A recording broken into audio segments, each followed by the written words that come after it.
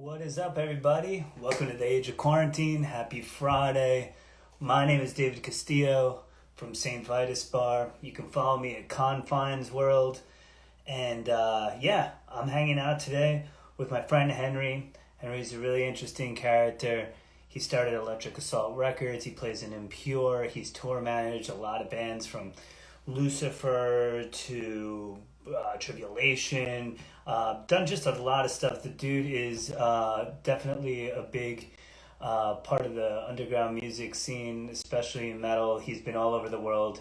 I got a lot of respect for everything that he's done, and he's introduced me to a lot of amazing music, honestly, through his label and through just, sitting at merch tables, chatting shit and doing whatever. So, let's see. I think I saw Henry pop up here, and let's go. Boop. Bless Henry. Let me know what's up. Got some beers here. Single cut. Three things. Cheers, Henry. Cheers. What's happening, brother? Just hanging out with you, man. Yeah, just, I know, right? Just here, yeah. The new wave of hanging out vis-a-vis telephone. So, Henry, thanks for joining us on Age of Quarantine. We've been doing this for a while, and I'm glad I finally got you on. It's been something I wanted to do. So, here at the show, we just kind of go through people's lives, man, just talk about the stories of what made you, you know what I'm saying? So, all right. Let's just sort of start with the basics. You grew up in Brooklyn, right? Yeah, in Bensonhurst, born and raised in Bensonhurst. Bensonhurst, deep down in there. South Brooklyn, true South Brooklyn. If you at the end of the Warriors, when they're on the B train back, you can see my train stop. That's 25th Avenue. 25th Avenue, sweet. There So you you're born and raised in Brooklyn, doing all that. What was like kind of early experiences of you being exposed to music? Did you have like a musical family? Did you always play something, or was something that happened a little bit later for you? I definitely did not come in a musical family whatsoever. I grew up in an area where I was the only non-Italian, non-construction worker type neighborhood. I was the only non-construction worker family in the neighborhood. Got it. So a lot of people on my block were already into Kiss and like Twisted Sister, and people that probably lost all their brain cells at Lemore's back in the day. So I think like Kiss and stuff like AC/DC and stuff is like the first things I've heard. Got it.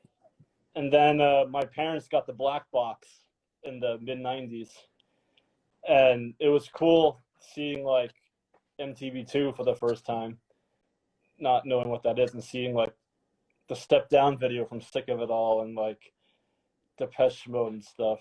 Yeah, definitely. I remember for me, I'm from Long Island. I grew up mostly in a Irish, Italian, sort of middle class to upper middle class neighborhood. So it was sort of like cops and firefighters and maybe some lawyers and shit. And yeah, there was a lot of SMFs out there for fucking sure. You know what I'm saying? So, yeah. I definitely come from a bit of that as well.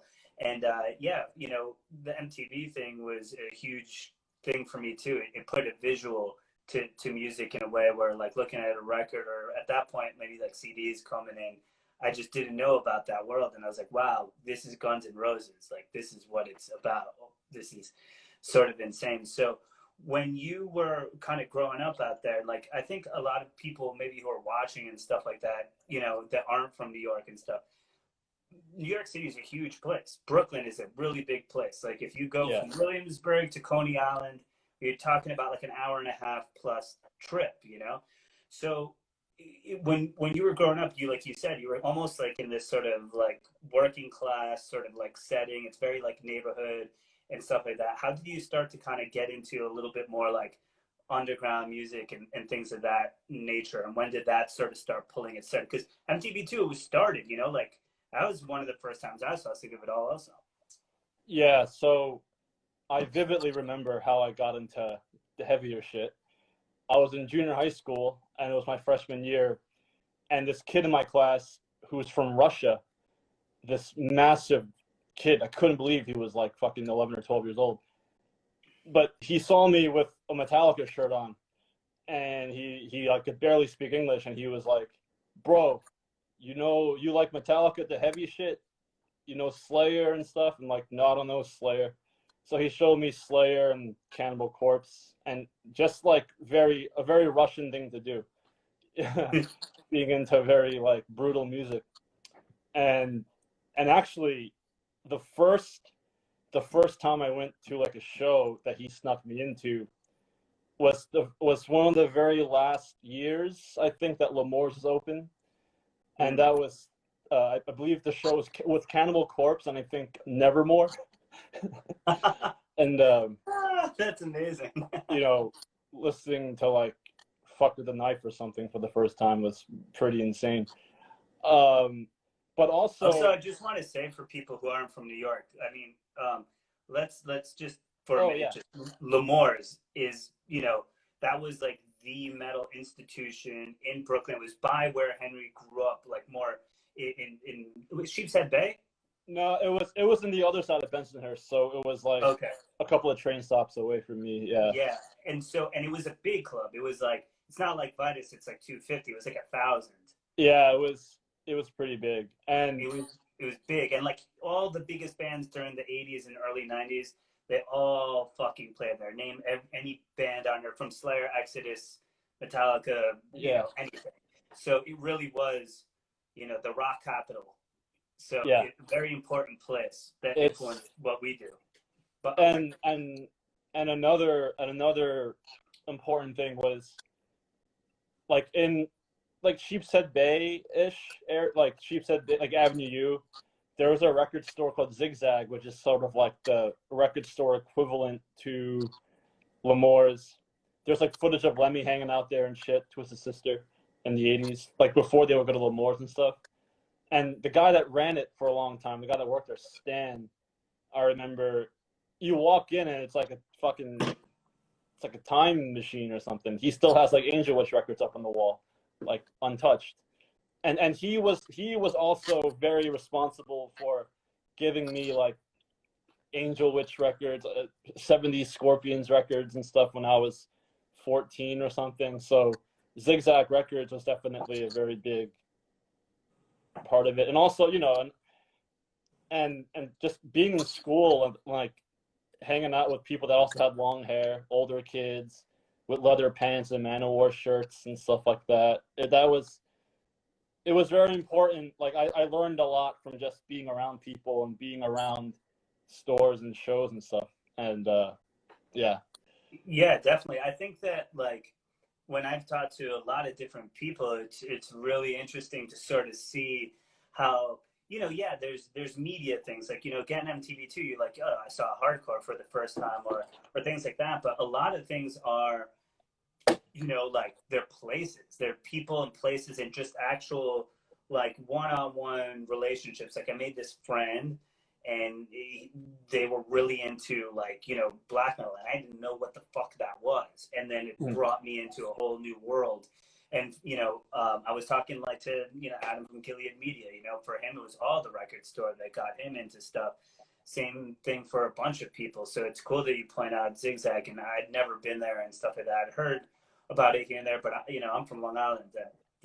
I'd never got a chance to go to L'Amour's that much either.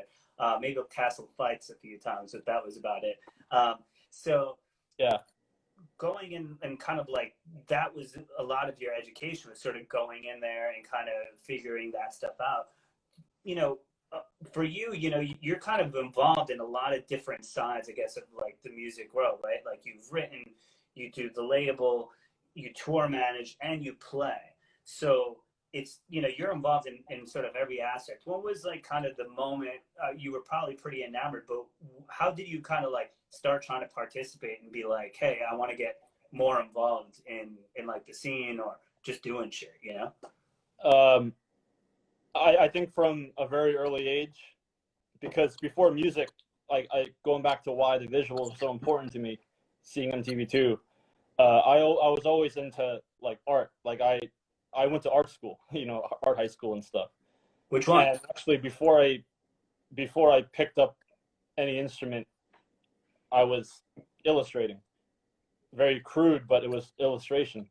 And so very early on, I kind of had in my head that I want to do everything that I can to avoid living normal, like, work life or whatever, just trying to get my hands into anything that I can to stimulate myself or whatever.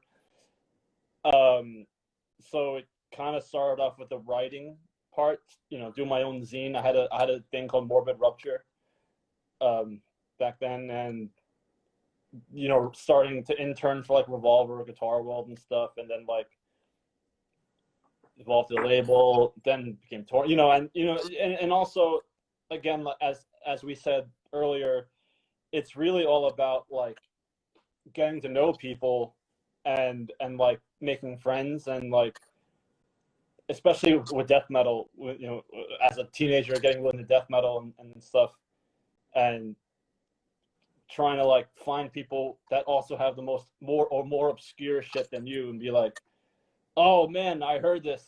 Ever heard of Necrovore? Ever heard of, like Incantation or something like that? And you trying to find people that will always go harder than you or something.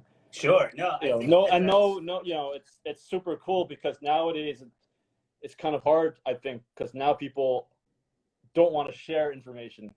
Like, I want to keep this obscure shit to myself. But back when I was growing up, I was fortunate to be around people that were very willing to, be like, here's a tape with all this shit on it. You won't believe this stuff. And totally. Like, they wanted to spread the gospel of like the cool shit that they were listening to, and it's because it wasn't also easy to sort of find all over the place either, or like you couldn't just be like, okay, I'm gonna go research this or that thing. You had to kind of be on the hunt more. You had to be on the chase, right? Yeah, and also it's like when I was a teenager, like leaving junior high school and going into high school, my parents were never really that fortunate to afford like DSL connection or whatever, or have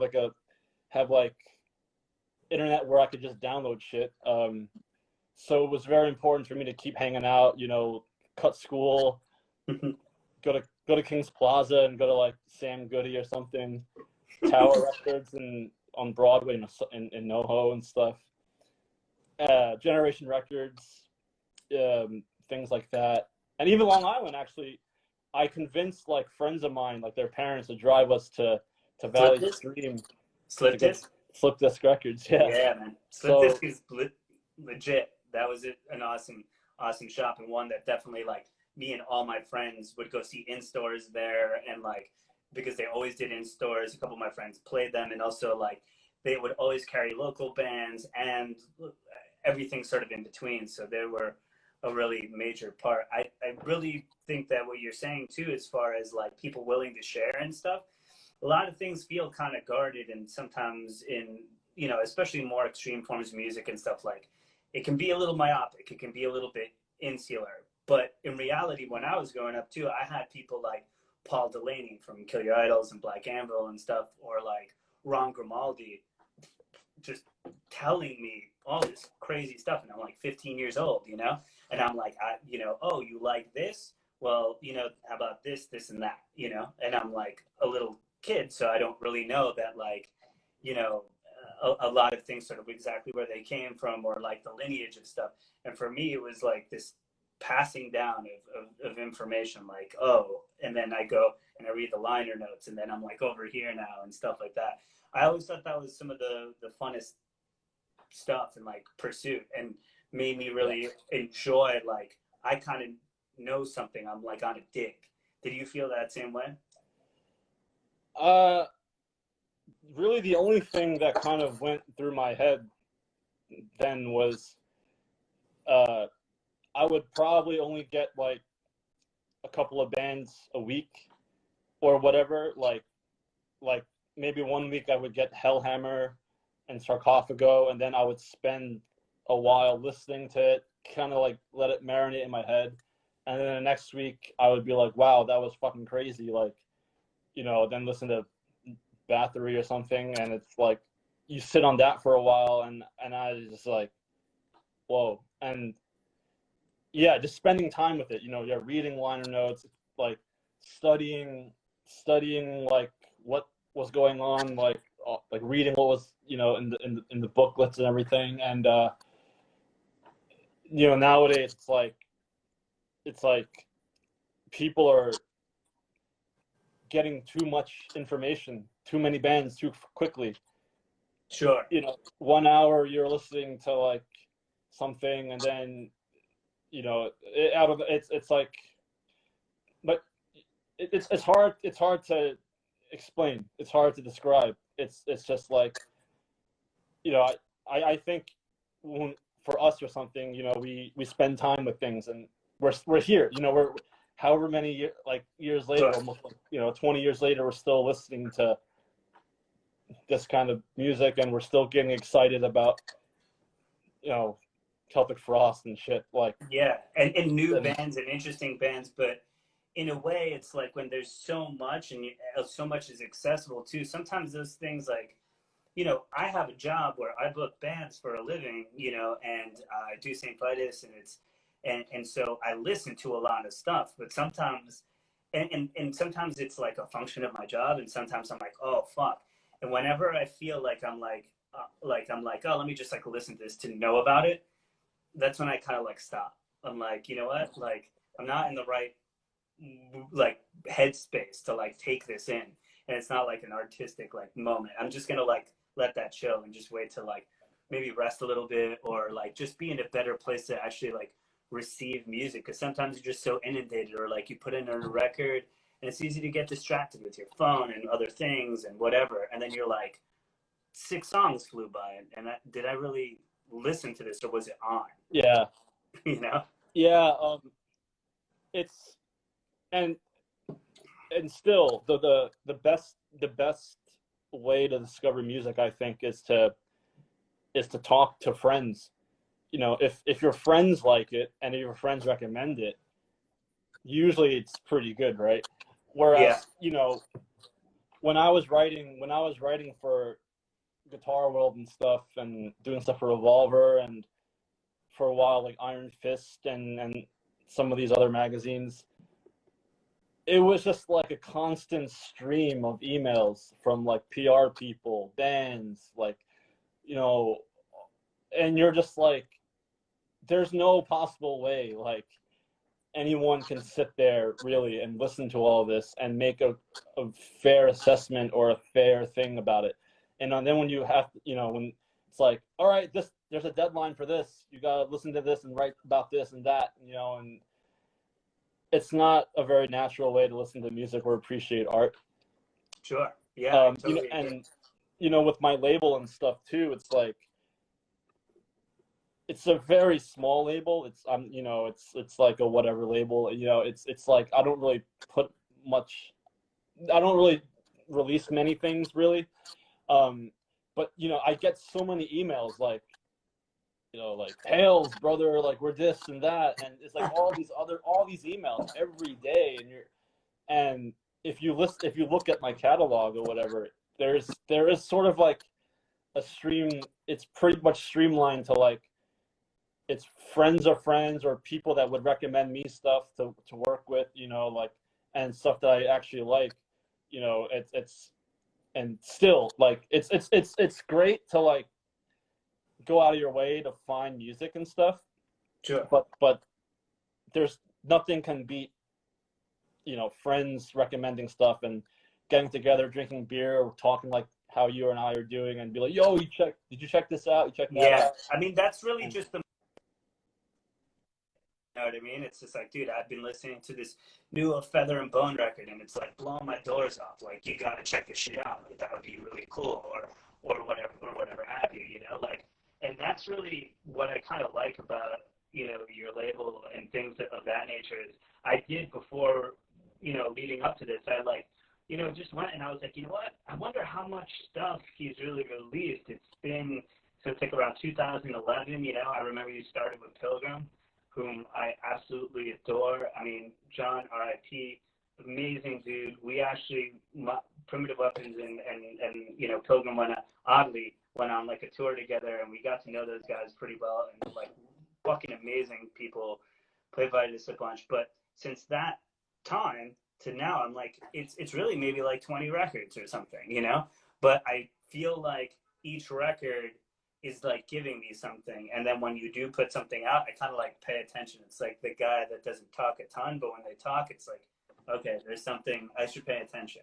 Is that kind of maybe that sort of intentional with the sort of speed of how you get to know people and things of that nature?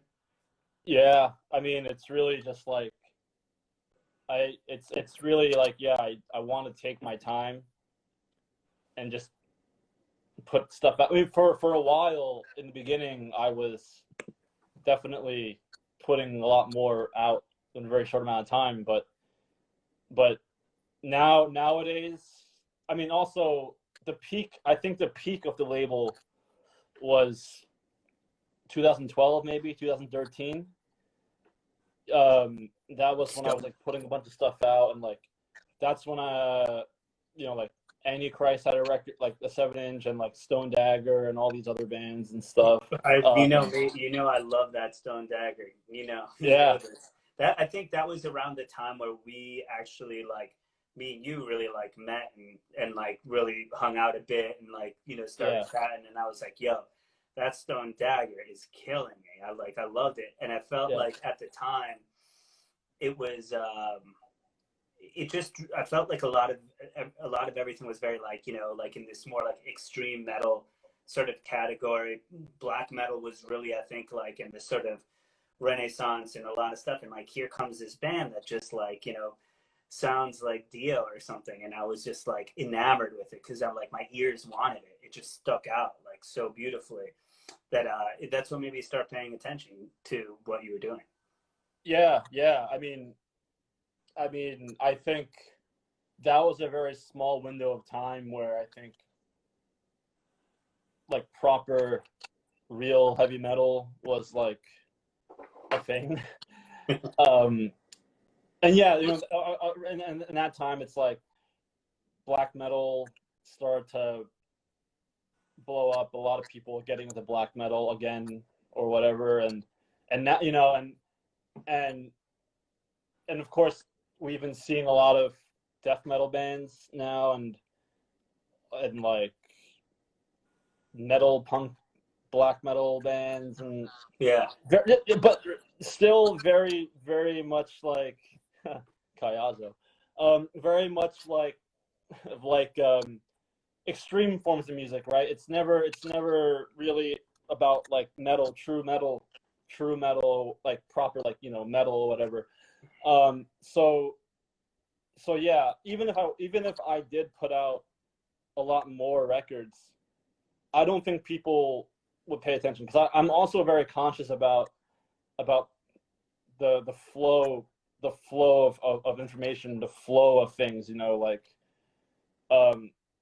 I'll be the first to admit that Electric Assault Records isn't exactly the most hip or happening label at the moment, because, you know, I don't release really like trendy death metal or black metal bands. I kind of just do whatever I do, and I feel like people don't really understand it. But those who want to seek real metal music or whatever, or anything, rock music, punk music, you know, like it doesn't matter, like there's no limits, but just honest music. And I think that there's like a common thread as far as just you and your curation, you know, and in a way it's kind of like the way that you were saying, like if you kind of know something about Henry, and I do, I'm lucky enough to know you, but other people that kind of know what you're about, it's like having that trusted friend be like, every once in a while they're like, check this out, trust me, you know, and you're like, okay, I'm gonna give it a shot. And I think that's something that's I think it's earned, you know, like like to like, you know, it's like a band that you love that maybe on a particular record is really making a hard move, but you're like, I love this band. Okay, stylistically, maybe I'll try and go on the journey with them because like I fucking love this band. You know, I think there are certain record labels, especially back in the day, like Touch and Go or other things like that, that I really like, even in Discord, things of that nature, where I'm like, I'm paying attention to this, and I think you've fostered a lot of that. Like I checked out, for example, a band like Second Son because you were like, yo, I know that you like kind of like some psychier kind of like music. I think that this is a record I'm going to put out that you like really dig, and I did. You know, I thought it was great. All like the kind of synthesizers and sort of like, I was like, oh, all right, this is like kind of crowdy, you know, like Yeah. I was really like, I was like, oh, okay. I was pleasantly surprised by what I found, but I thought it was adventurous and it was cool. So when you kind of take on like a particular band, like you said, it's not, you know, I feel like it's loosely defined by like metal and rock, like it's guitar music. That's where we're at, you know.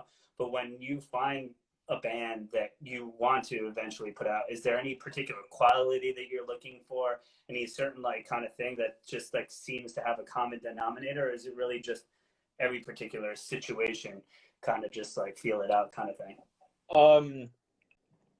The common denominator is that, well, one, it's like, I of course I have to like it, but yeah, but I think that goes without saying, because usually it's like I just like honest music. I don't really care what it is, you know. I don't really care. Like some of the releases that I have planned for next year are completely like way more, either like they're way more extreme than what I normally put out, or whatever, you know. They're just not like confined to anything. But it's more of like, you know, I would like to know the person or the people behind whatever I'm doing have like, because I don't like, look, I've been in a situation before where it's like, oh, this is a friend of a friend, and I think you guys could like work together, and I'll do something with this, you know, with the friends of a friend.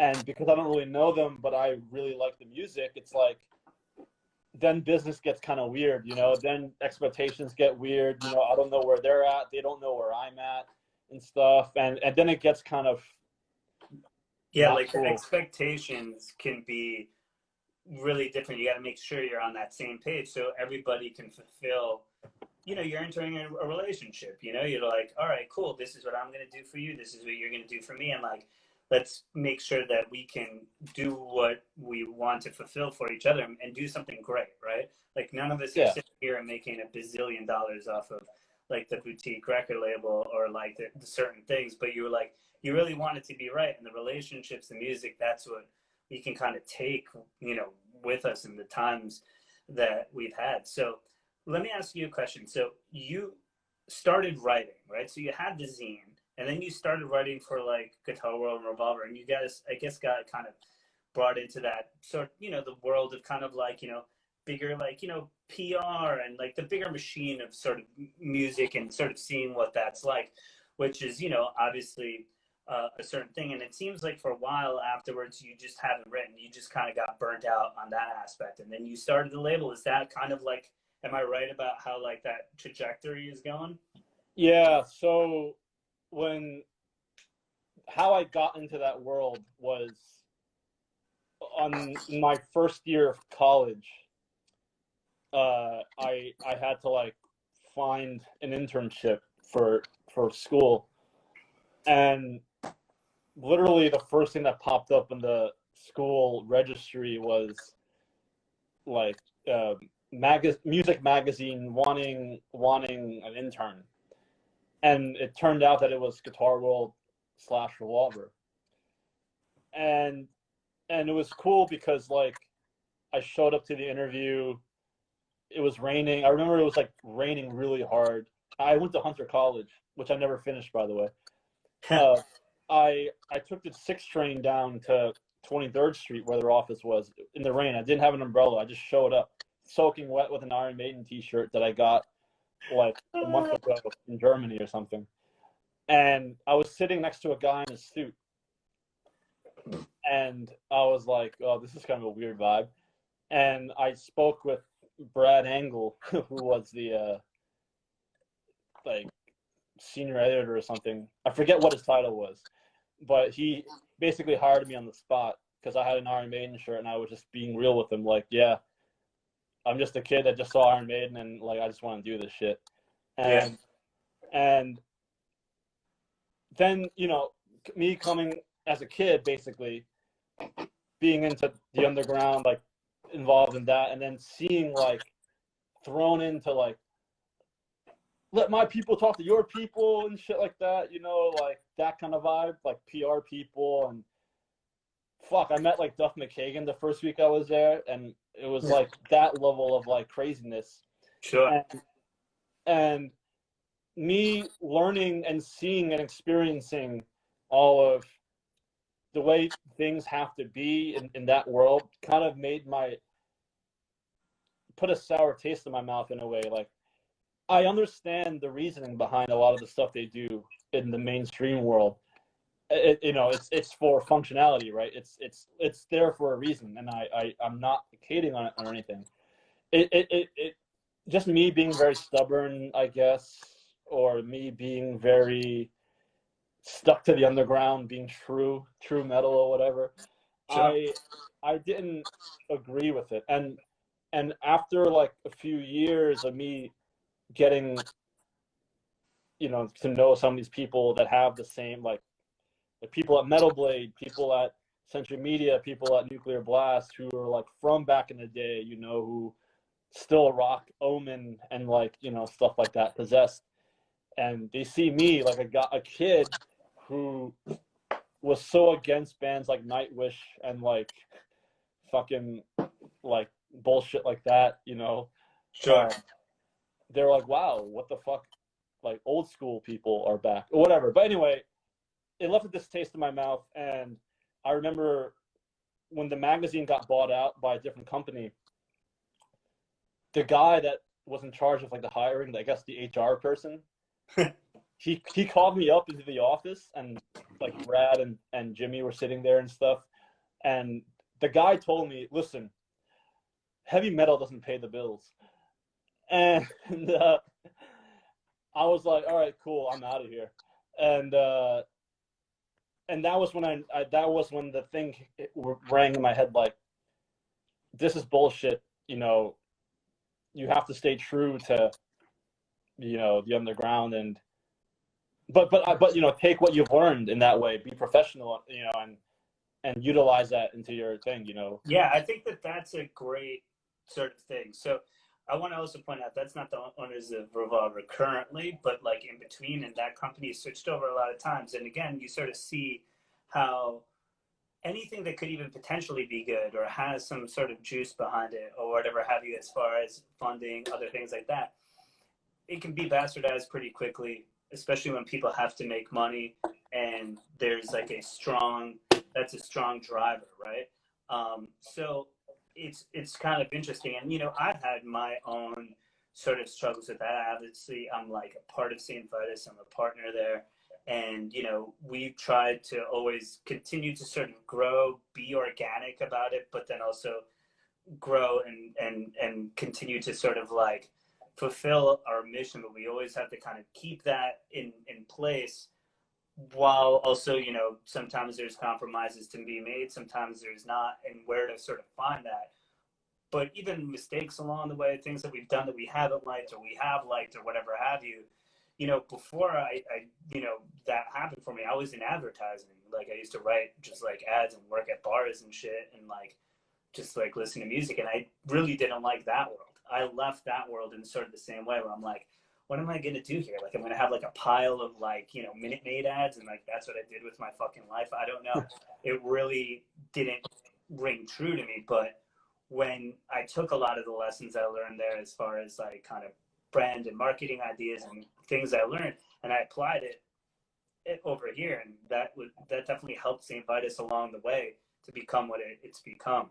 What kind of lessons did you kind of learn from that or in that world where you're like, oh, you know, I can sort of take that? Was it just kind of like the punctuality and really being like, hey, I'm going to be on top of my shit and really like show people that I can operate in this like kind of high level way? I think the biggest thing that I've learned from that world is like always be direct. You know, with the underground, I mean, look, people are extremely direct in the underground, right? Like people are very brutal with their opinions. Oof. Yeah, I know. but it's to be direct in a way where you don't come across as an asshole, and you want to be considerate to the other person. Like, all right, here's what I want, and this is what I can give, because you know that's kind of like what you want. You know, let's like meet somewhere in the middle and stuff. And you know, it's and there's a fine line between like really pushing something, like punishing someone, but also being very firm and being confident and being like, okay, like this is kind of like what I'm about and stuff. And I think that actually that world of the magazine world that I was doing, a few years later, that's when I started tour managing. Tribulation, which kind of opened that another door, really. And that's kind of like revisiting, you know. Yeah, because you have to deal with managers, booking agents, and like you're in that ecosystem a little bit more again, depending on what level of band. But we're talking about a Tribulation. You've also done Lucifer, great fucking band too. Yeah. And you know, these are bands on labels that tour, you know, all over the world. It's a, you know, it's a big thing. And like at the end of the day, you're the one kind of steering the ship with all the pirates on it. How was that, in order to like kind of transition into that sort of world? And it's like you're doing the label a little bit.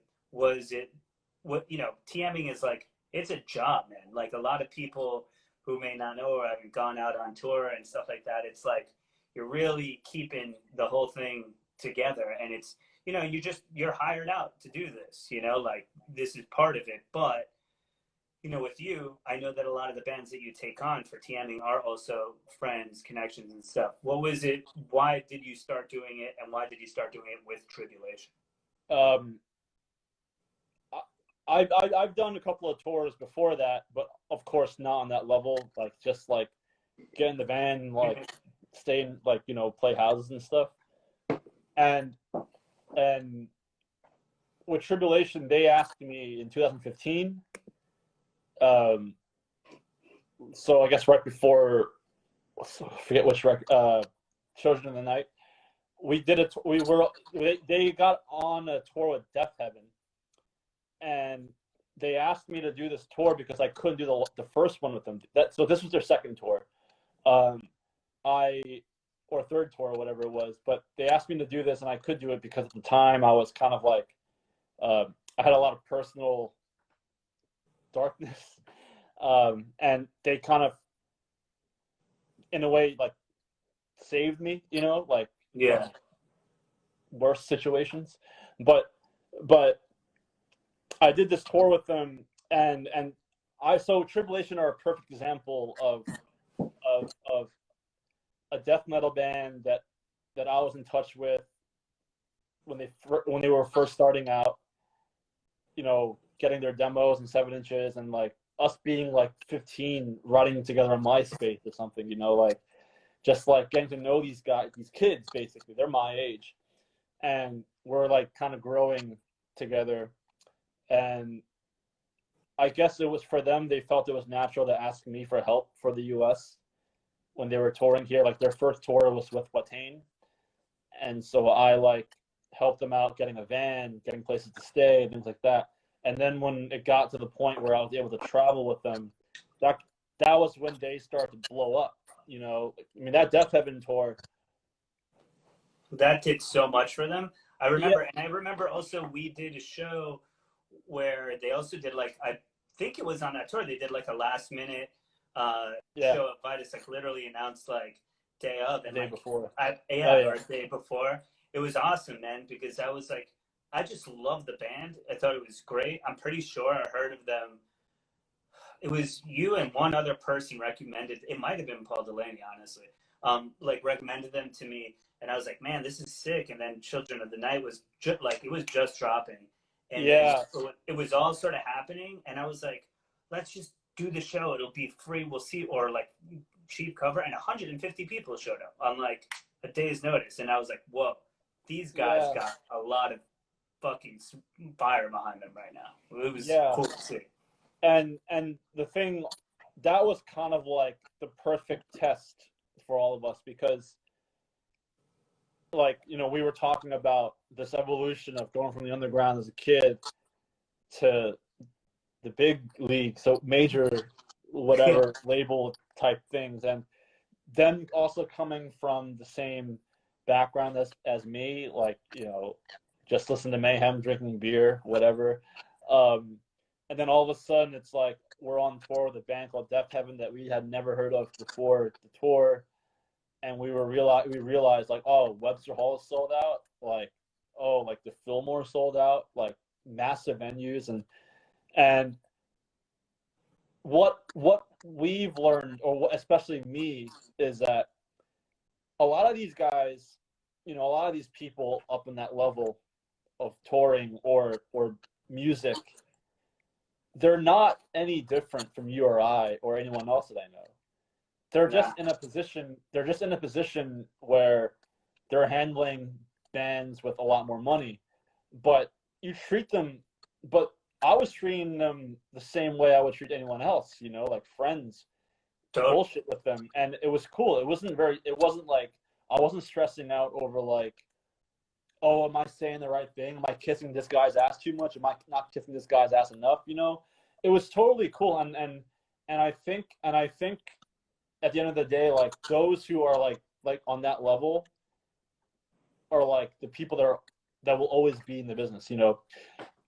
I really agree with that. I really like that point, and I think that you see that across a lot of different teams. So I'm definitely friendly with the Death Heaven guys. We did so many different things with them on their way up and stuff like that. But you know, they come from like, you know, like these sort of like basement hardcore show sort of background. So, you know, I think anyone who's sort of been imbued with a little bit of that, and if they continue to make music and then they become very successful, as long as they continue to kind of have that within them and they realize that they're the bosses, like, you know, George and Kerry picked Tribulation to go on tour with them, and Envy or whatever, or whomever, you know?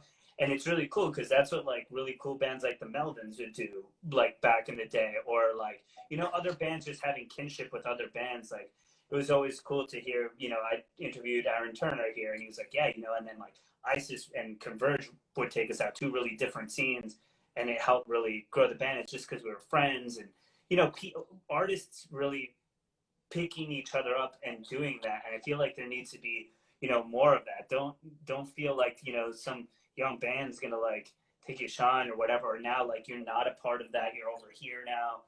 That's really the way things go, and it's cool. To me, it was always, there's certain bands I always look at like, I wonder who they're gonna take out. Death Heaven's one of them, because they're always doing cool shit like that. Yeah, and you know, and the touring scene or circuit, whatever you want to call it, it's no different than any other scene. It's like if you're a shitty person, people will know, the word will get around, and like, you know, like you just have to always be like cool with people, and always be like, express what you want to express, you know. And that's kind of like it, you know. And touring with like Lucifer too was very eye-opening in a way. Of course, Nick Anderson, I mean, I started touring with the latest rendition of Lucifer with Nick Anderson. So with Nick Anderson is like obviously who doesn't like Entombed, right? Who doesn't like Stone Cold Legend, my man. yeah, who doesn't Cold like Legend. Entombed or whatever? And it's always cool, you know, being in a van with this guy, and he'll pick my brain about stuff, and then he'll like give me like stories of what actually happened back in the day, and you're learning all this stuff, and you know, it's no different. It's really no different. If you're about it 100%, you know, it's no different than anything else, like anything. And that's why I think nowadays with metal and stuff, you know, when we started, when Jesse and I started Impure, you know, we're not the most hashtag band, we're not the most hyped band, but I think people, I would much, and you know, a lot of people don't know who we are. We're a very obscure band, and I think the people who know about us are people that are into metal, are really into like honest music. Sure. You know, and it's always cool when someone like Fred Espy of Dismember, and again, who doesn't like Dismember? Who doesn't like Carnage? Who doesn't like Fred? Who doesn't like Come Fred? on. Yeah. I love When people like Fred and Nick and like all these people, all these old school guys, Gothenburg dudes that been there since like day fucking one, you know? yeah, when they're telling me like, and they don't bullshit, especially Fred. He doesn't bullshit, and he's just like, yeah, we can hear some possessed in here. It's very honest, you know, very true to, you're paying respect to the roots and stuff. And I think, but it's also kind of different. You know, when we did Scandinavia Death Fest, it was almost like a joke, because like it was like, all right, we're playing this fucking massive festival with Dismember. No one knows who the hell we are. Everyone's there to see Dismember. No one knows who we are. Sure. But a lot of old random guys, like from the tape trading days in Europe, they would come up to me and be like, oh yeah, that reminds me of like the first Tiamat album or something. And it's like, it's cool. And it's the same with touring, you know, it's the same with doing a label, it's the same with booking shows. Like, you know, Defenders of the Old, around the time when that was happening with the label too, it's like all these old heads are just like, you're paying respect to something, and then like it's honest, you know, there's no bullshit. We're not out there trying to like be like, yo, check out my $500 like vintage obituary shirt, like yeah, cool. It's no bullshit. It's like, dude, we like. I think that one thing that you just said that seems to like ring true to me, or seems to be something that between Electric Assault, just you, who you are as a person, what you're doing with Impure, there's sort of this thing that, you know, it's very easy to, I think, maybe get into something, make something, and not really know where it comes from a bit. But I feel like you've always sort of taken this sort of like really like heavy sort of stance on like, we're really like, you know, anthropological about knowing our like metal, different things, where it comes from, how much we like it, and we want to kind of take the best parts of what we've like discovered and then bring that into kind of like the new era, but it doesn't feel too throwback to me. Like when I think about Electric Assault, or I think about certain things, like I listen to Occult Burial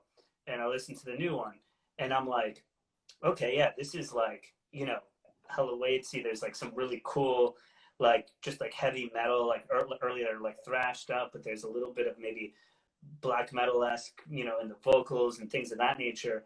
And but what's cool about it is it feels fresh to me. It doesn't feel like, okay, like we're a carbon copy, wearing the right t-shirts, we're doing the right thing. It feels like we're trying to make some sort of moves, but in terms of aesthetically, but we know like kind of where these things came from, and therefore to me it comes off as it just has the right integrity. It's well built, you know? It's like somebody who builds a house, you could tell that they've done it a couple of times, right? Or they become good at their craft. feel like the bands that you put out, the band that you're in, bands that Jesse puts out too, Stygian, Black Hand. Let's give a little shout out to Jesse's always putting out great shit, and also carrying great stuff like Torn Mod, Vault, and like really good bands. That Grey's End record I love. But it's like, I feel like there is that, and you get that sort of, I've seen, at Defenders of the Old, there was like people there I've never seen before and shit, and somehow you guys managed to reach them, and I think it's because of what you've done. Yeah, and that's the thing, especially with a band like Occult Burial, they're very honest about who they are, but at the same time, it doesn't sound too like try hard to be a throwback band, because they're not, and the reason why they're not is because you can't. It's 2020. Like other than the drummer, who's a dinosaur, the two other guys in the band are more or less my age. We grew up. I mean, I know that they grew up listening to like, they didn't get into like Sodom like right out of the bat. It's a natural progression. Going from punk, new wave, whatever the fuck else, into and like kind of like having all this stuff and being honest with it. They're not pretending to be like this very serious, like, black metal band or whatever. Sure. And you just can't. There's so many things going on in our heads that, given our age and what we like and our environment, it's never going to be the same as the 80s. And if you're a band, black metal, heavy metal, punk, or otherwise, when there are bands, and you know this, there are bands out there who want to like think they can put on a high top Nike or Reebok and play thrash and be like fuck everything that comes after 1984 or whatever. It's insincere. It's stupid. And dude, I'm like, yo, you came after 1984. I was literally born in 1989. Yeah, I'm 83. So, but yeah, at the same time, it's just like, at a certain point, I feel like it just becomes cosplay. You might as well be doing like a period piece. What are you gonna do? Like it becomes a little bit too on the nose, and I think that therefore things start to lack personality. And well, it looks like Drew Elliott here says drink a beer. But Drew Elliott, actually, let's give a shout out to Drew Elliott. So what people might not know is Drew Elliott, he is the mastermind illustrator behind such classic records as Necrophagia, Season of the Dead, and a lot of these old new Renaissance bands. He's still at it. Yeah, absolutely. His artwork for Sun and stuff, great stuff. But and Occult Burial, I just feel like we're living in an era. Defenders of the Old was kind of a weird thing, because I didn't know for a long time leading up to that festival. He Wang and I, because Defenders of the Old, actually, it's a heavy metal festival that started in Baltimore, where he was living, because he went to college there. And those first two Defenders of the Old in Baltimore, maybe like 10 people showed up, and he like lost thousands of dollars doing this thing. And it's like, and he was doing it at the time where no one cared about bands like Tension, no one cared about like Bitch at the time, or any of these bands. And then when he moved to New York and he had this idea of doing it again, I kind of told him, like, I don't know if people are ready for another Defenders, because I don't know if metal is like a thing where people would show up. Like would 500 people show up to see Exciter? Would 500 people show up to see you know, like Destructor. Like who knows? Like who knows Yeah, about Destructor? Who knows about totally. Or like, or the rods, the or like rods? that. Yeah. Yeah, yeah. I remember, what was it? It was like Exciter, rods, Kaushmar. Broke his helm. Yeah, great. I mean, that was such a fun one, man. I've been to a bunch of them. We did some after parties for a few, including like a very infamous Niflheim show that will go down in infamy as like one of the wildest shows at Saint Vitus I think that's ever been, easily. Yeah, and I actually didn't know if people in America knew about Niflheim too. So when that actually happened and it went as well as it did, that year, 2015, it was like, oh, people know about metal. Like all these people come out of no, I don't know where, and but most people, but the facts are that like most of these people that came to these festivals are not from America. Oh yeah, there was a bunch of foreign folks at the Niflheim show, for sure. They're we're not the most like yeah, like we have, I would say we had like cool putrid art and stuff, and we present it in a way where it's like, all right, but we let the music kind of like be, it's a fucking heavy metal festival. Like that's the bottom line. Whereas everything after that, I noticed like other metal festivals happening around the country that are that you can tell are not honest. They have cool bands, there are a lot of cool bands on these festivals, but it's like packaged, so it's almost like you're buying you're buying a brand new car or something. And it's like everything looks amazing, and then when you're actually like there, you're just like, are we here for the car, or are we here for the actual like utility? Like yeah, like it looks cool, but is it going to take from A to B? Like I don't know, like metal. That's kind of like where I'm at now. It's like there's so much going on. It's hard to pick out like what's honest and what's not, and that's why like Electric Assault hasn't really been doing anything, because especially this year, with what's going on, where the pandemic and stuff, everyone's out there trying to put out records. Everyone's trying to make an extra buck or two to survive, Sure. Everyone's trying to put something on the table. And I can tell you, no bullshit, 100%, is that, I think this has been like the worst years for me compared to anyone else. Like, you have labels like Nuclear War Now and stuff, who, all respect to Yosuke, I love Nuclear War Now. Like they've been like going up and up, because they're a very established like extreme metal label, like black metal, whatever.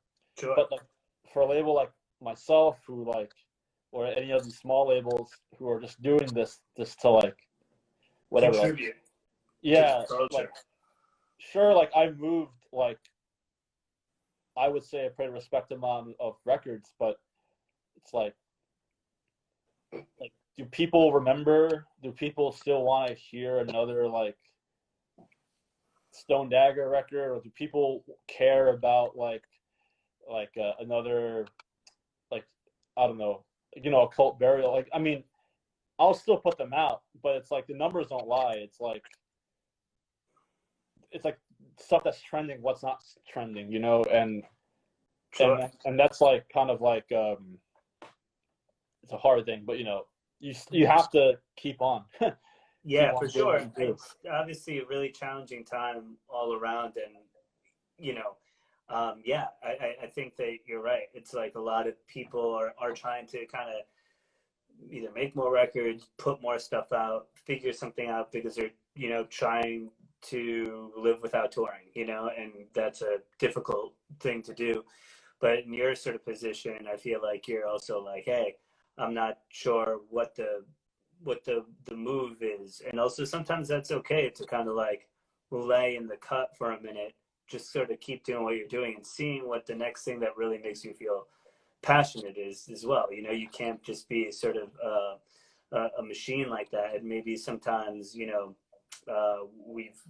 there was so many things that were coming out, so many things before, like when we started the conversation, we were just saying, you know, man, there's so many festivals, so many bands, so many. Okay, cool. Now, you know, we're all at home. We can maybe take time to be a little bit more deliberate, think about the things that we want to achieve, and then maybe hopefully go out and do that. I know for myself, I'm trying to stay positive and really think about, all right, well, where are we taking, you know, Vitus and this whole thing? And, you know, we've been doing more merch and other things like that. That's been really cool. But then, you know, we kind of know what we want to do when shows get back. You know, we've had some time when you get off the train for a minute, you can kind of like look for a second, you're still, and hopefully maybe there might be a new thing or two to kind of get involved with, or to make new music as well. I'm sure you and Jesse have had some time to kind of. Oh yeah, I mean, the biggest realization here, really, which is a sentiment that I've had since I was very little, is the age old saying of "fuck the world." You know, like fuck everyone. You know, it's like I'm a very quiet person. You know, I like to stay positive too. You know, I don't like to be like a downer or whatever, but I've always held this belief, you know, like whatever, like people can do what they do, and I've seen this with Defenders, I've seen this with my label, I've seen this with going on tour, I've seen this with Impure, whatever. And I think the pandemic has really like shown like me, like, who cares about whatever, just like do what you do still, you know. And yeah, like yeah, you know, there's still going to be Electric Assault releases, like yeah, Jesse and I have new Impure music coming out, like our 7-inch is coming out in a few months, I guess. But yeah, and you know, when we do eventually, you know, when life gets back to normal or whatever, playing, you know, I'm sure, you know, like when people start going to shows again, it's like, you know, I feel like people should be planning, like venues should, or whatever, bands should be planning how to like tame people when they start fucking going fucking crazy, like go, you know, at bars and stuff again, like not fucking like, which is actually no, don't control. I'm excited. I want people to like be like Metallica in '85, like in San Francisco or something. I want people. I want Ruthie's in. Yeah, I want shows. If the pandemic could make shows, exactly like Exodus lyrics, yeah, that would be like blood on the stage. Era, you know, yeah, bonded by blood. Right? No, I think that you're right. I mean, to me, the key to all of this, in a lot of ways, is the expression, but it's like a community expression, right? You go to a great hardcore show, people are literally bouncing off the fucking walls. You look at like, there's that like, you know, kind of like famous Obituary video where like all these death metal kids are dotting off, and like Tardy's just like in the front with the mic stand, and you're like, dude, this is fucking sick. And we all have like those different touch points, and I love it when I see, you know, Vitus go off or like whatever, you know. But I think sometimes, you know, people go to a lot of shows, sometimes they almost feel like a burnout, even as like a fan or whatever. It's going to be cool.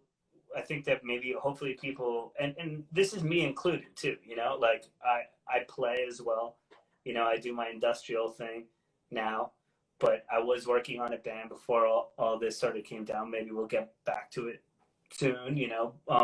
But it was like, you know, I've been on every side of it too, and sometimes you take certain things for granted. And now I just hope that also people are like, yes, I want to support, I want to go out, I want to like fucking, you know, give artists money. You know, maybe I've been listening to an awesome record for a while, and I finally get to see these guys, buy the t-shirt, go over there, go fucking, support and do stuff, man, like, if anything, it's shown a light on, like, how difficult and interesting it is. Yeah, let me get a beer real quick in the fridge. Go nuts. I love it. I'm gonna have a smoke. What do we got? I want shows to be about worshiping great music, not just being seen and doing coke. Wow. Well, Cam Mesmer. Yeah, like if there's anything that I wish, about shows after the pandemic,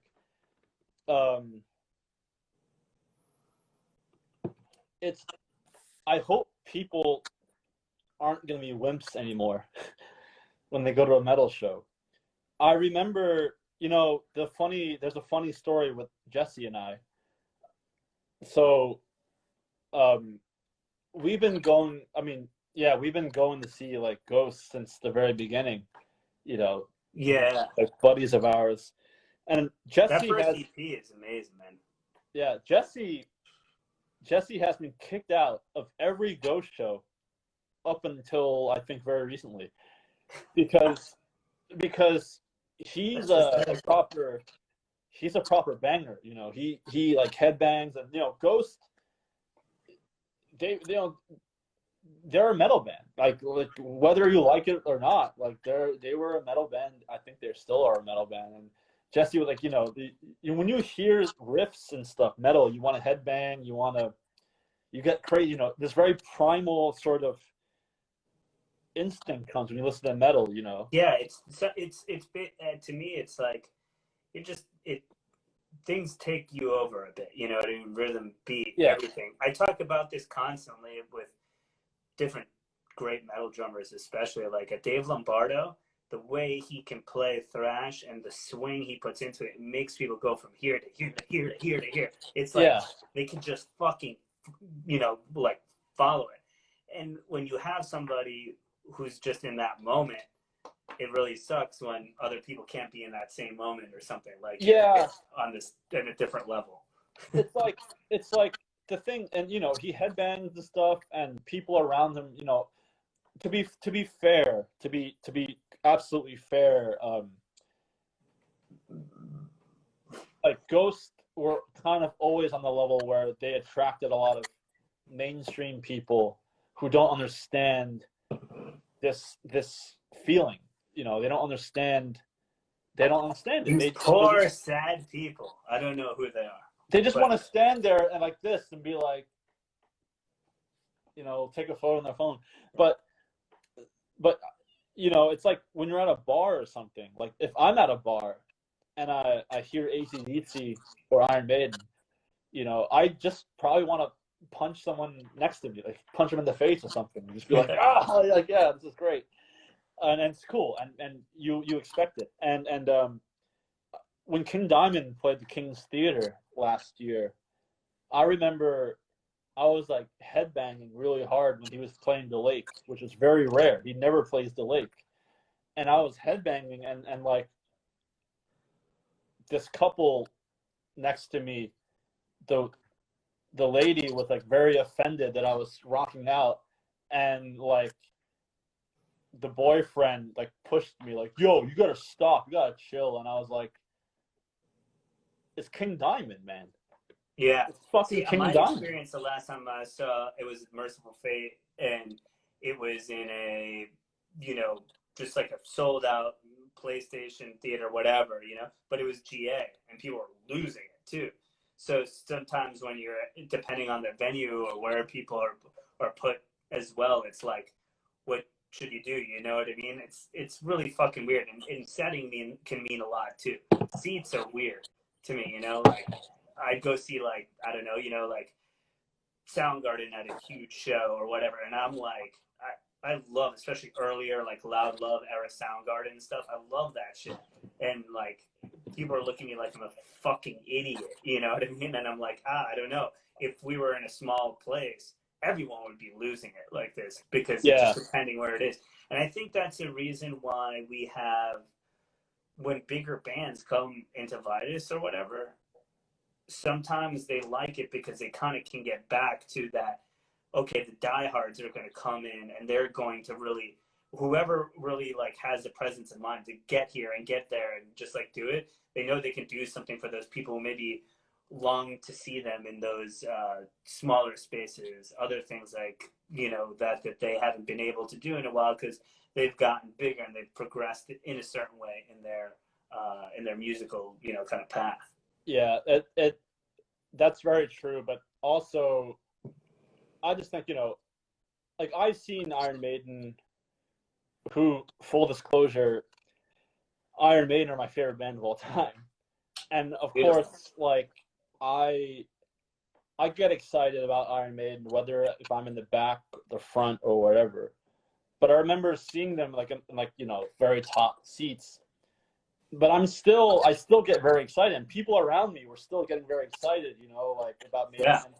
And I've seen Slayer, like, you know, on like a seat somewhere middle aisle, and when fucking Slayer plays, when Slayer plays War Ensemble, when Slayer plays Chemical Warfare or whatever, you've got to be an asshole to not feel violent or not feel this energy going through you, like headbang, whether it's a seat or not. I mean, I don't care. It's Slayer playing, and it elicits a reaction, and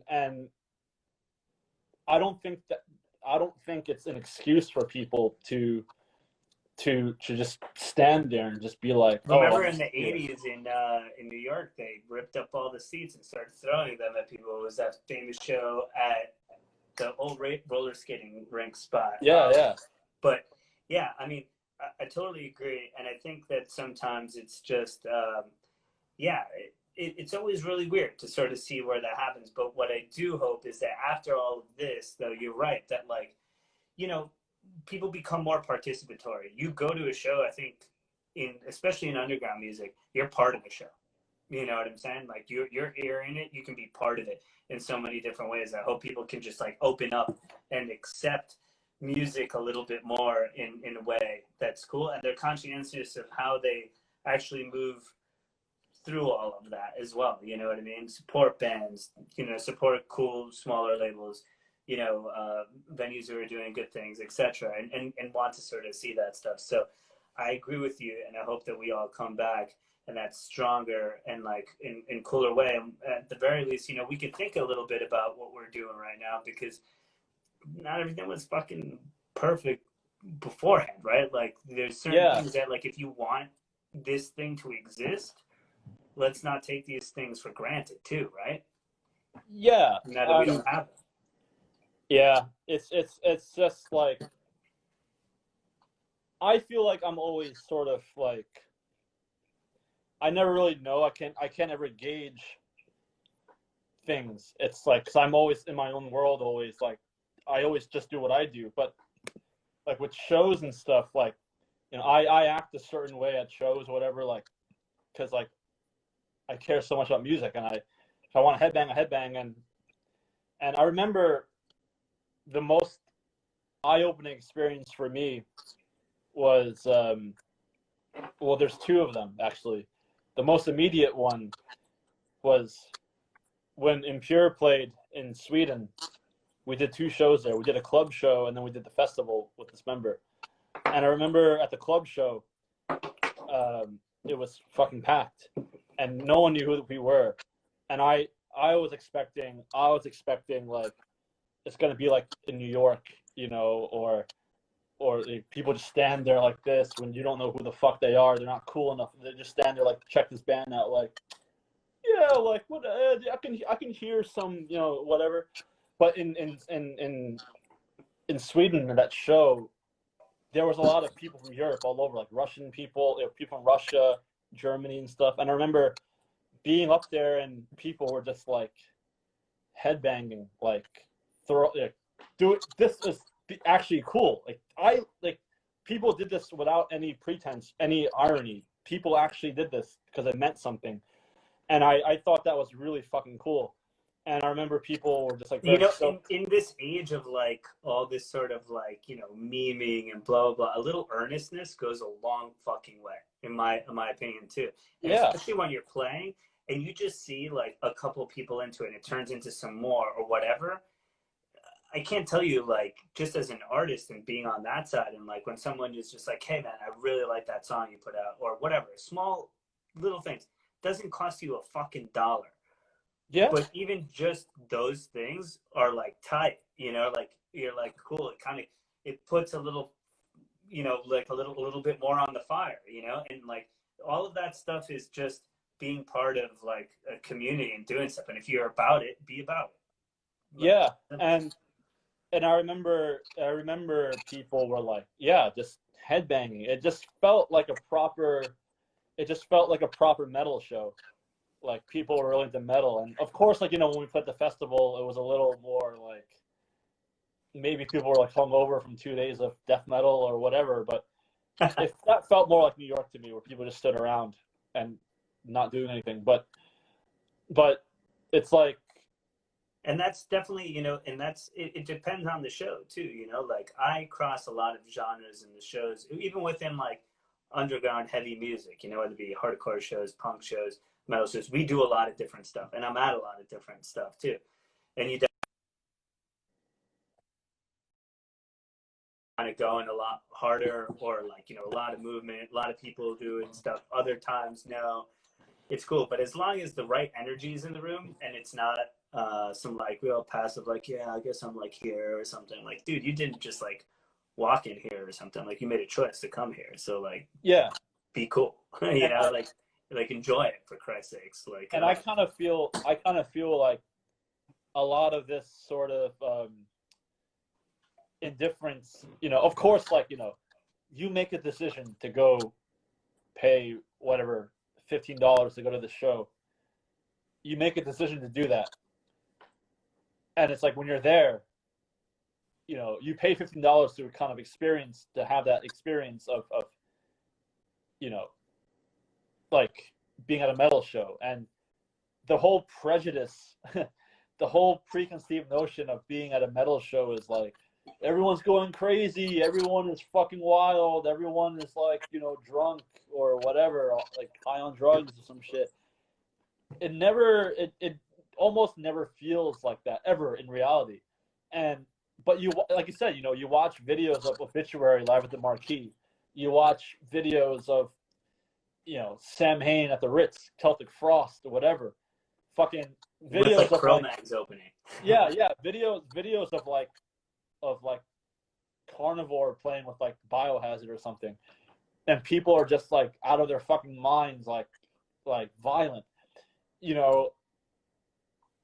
If you have this preconceived notion, like, why not meet that expectation yourself? Like, why not just let other people? Why be a spectator?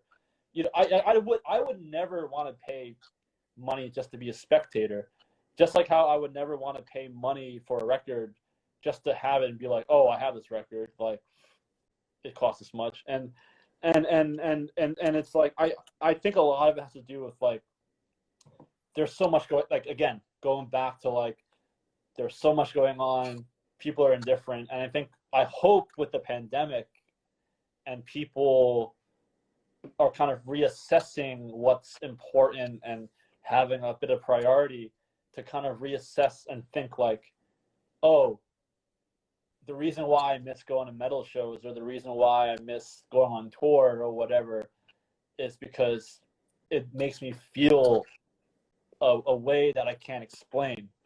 And also it lets you do things and express yourself in be ways, whether you're in the crowd, you're playing the show, you're doing stuff, you're in that realm. If you can do that, you can't do that at your you can't do that at your job.